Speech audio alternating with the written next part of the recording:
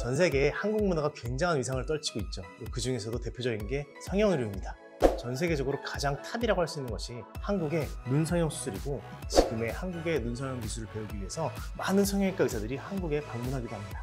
그런데 이런 눈 성형의 발전에도 이 발전 과정과 그 트렌드들이 있었는데요. 그 과정과 현재의 트렌드까지 한번 알아보는 시간을 가져보겠습니다. 안녕하세요, 테일러 성형외과 타고입니다. 요즘은 K-팝, K-컬처, K-드라마 등등 전 세계에 한국 문화가 굉장한 위상을 떨치고 있죠. 사실 이런 음악과 대중문화 등의 영역 말고 한류가 또 대세인 영역이 의료, 그 중에서도 대표적인 게 성형의료입니다. 한국의 성형의 발전은 옆나라 중국, 일본뿐만 아니라 동남아시아, 서남아시아, 미국, 유럽에서도 소문이 나서 전 세계적으로 많은 사람들이 시술이나 수술을 위해 한국을 방문하고 있죠. 역시 그 중에서도 전 세계적으로 가장 탑이라고 할 수 있는 것이 한국의 눈성형 수술이고, 여러 훌륭한 선생님들의 끊임없는 연구와 노력으로 발전된 형태의 지금의 한국의 눈성형 기술을 배우기 위해서 전세적으로 많은 성형외과 의사들이 한국에 방문하기도 합니다. 아무래도 이 서양인과 동양인의 눈은 상당히 많은 차이가 있습니다. 이 동양인이 피부도 대부분 두꺼운 편이고 쌍꺼풀이 없는 사람도 많고요. 지방 조직과 섬유 조직이 서양인에 비해서 두터워서 수술하는 것이 쉽지가 않죠. 보통 다른 의학을 배워오던 미국에서 배우는 기술로는 이 동양인의 눈을 성형하기는 힘든 경우가 많습니다. 그래서 이 동양인의 눈은 동양인의 눈꺼풀에 대해 잘 아는 사람이 수술하는 것이 결과가 좋은 것이고, 이 어려운 눈꺼풀을 수술을 많이 하다 보니까 이 저절로 많은 발전을 하게 된 것입니다. 그런데 이런 눈 성형의 발전에도 이 발전 과정과 그 트렌드들이 있었는데요. 그 과정과 현재의 트렌드까지 한번 알아보는 시간을 가져보겠습니다. 테일러 탁! 요즘 이 쌍꺼풀 수술은 정말 많은 분들이 하시는 보편적인 수술이죠. 그런데 사실 이 본격적으로 성형에 대한 관심이 생기고 이 쌍꺼풀 수술에 대한 대중의 관심이 생긴 것은 생각보다 오래되진 않았습니다. 우리나라에 이 성형외과라는 임상과가 생긴 것 자체가 1960년대의 일입니다. 이후 20-30년간은 주로 이 기형에 대한 재건수술 치료나 암치료 후의 재건수술 등에 집중돼서 발전을 해왔습니다. 이 본격적으로 미용 성형수술에 대해서 대중들이 관심을 가지게 된 건 아무래도 이제 90년대 들어서일 것 같은데요. 90년대와 2000년대 초반에는 이 쌍꺼풀 수술이 아무래도 이 한국의 미용 성형의 화두이자 가장 흔하게 시행하는 수술이 되었습니다.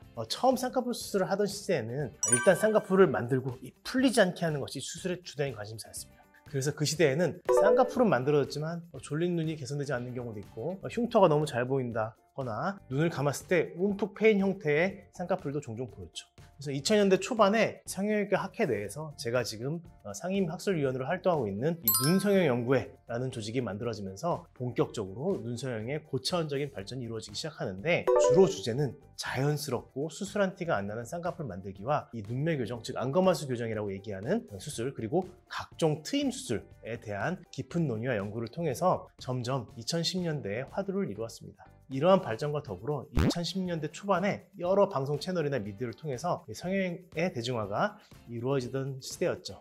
2010년대 이르 현재까지는 이 발전된 여러 수술 기법을 좀 더 세밀화하고 세련되게 다루는 신호들이 더해지는 한편, 이 눈꺼풀 수술만으로는 개선이 힘든 경우들에 대한 논의가 이어지다가 이 눈꺼풀은 이 눈썹과 이마와 하나의 연속체라는 개념의 중요성이 점점 부각되었고, 눈꺼풀 수술만으로 힘든 눈의 변화를 이 내시경 이마거상에 대한 수술로 변화시키는 것에 대한 중요성이 인식되기 시작했습니다. 실제로 처음에는 저도 눈, 코 위주의 수술을 많이 하다가 점점 눈으로 해결할 수 없는 영역을 이마거상으로 개선시켜 나가는 방법을 찾게 되면서 점점 이마거상을 많이 하게 되었는데요. 역시 여기서도 이 서양 사람과 다른 동양인의 특징 때문에 내시경 이마 눈썹 거상의 적용 대상이 동양 사람들에서 더 많은 이유를 알 수가 있어요. 이 눈 확뼈의 공간이 위아래로 더 넓고, 이 젊은 사람에서도 눈썹이 처져 있는 경우가 있고요. 이 피부와 지방이 서양인에 비해서 확연하게 두터운 특징을 가졌기 때문에 이러한 조건들을 모두 유리하게 변화시켜주는 내시경 이마 눈썹 거상에 대한 수요와 관심이 더 늘어나고 있는 상황인 거죠. 이러한 이유 때문에 현재 내시경 이마 눈썹 거상은 단순한 안티에이징 기념이 아닌 이 쌍꺼풀 눈매 교정 수술과 함께 한국의 눈성형의 발전된 한 축으로서 자리 잡아가는 과정이라고 생각합니다.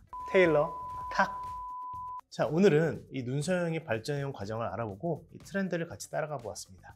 오늘날의 눈성형은 쌍꺼풀을 만드는 것만이 아닌 이 눈꺼풀과 눈썹과 이마가 하나의 연속체라는 점을 고려하여서 여러 방면에서 접근해야 하는 수술로 보고 있습니다. 이 눈 변화를 위해 수술을 고민하시는 분들, 그리고 이마 거상을 알아보시는 분들은 이런 부분을 잘 이해하고 결정하시는 것이 좋겠죠. 다음 시간에는 이렇게 여러 목적으로 쓰이게 되는 이마 거상을 어떻게 하면 더 섬세하고 안전하고 효과적인 수술로 자리 잡게 만들 수 있을지에 대한 저의 지나온 노력들과 그 결과들에 대해서 설명드리려고 합니다. 다음 영상도 많은 기대 부탁드립니다. 그럼 안녕.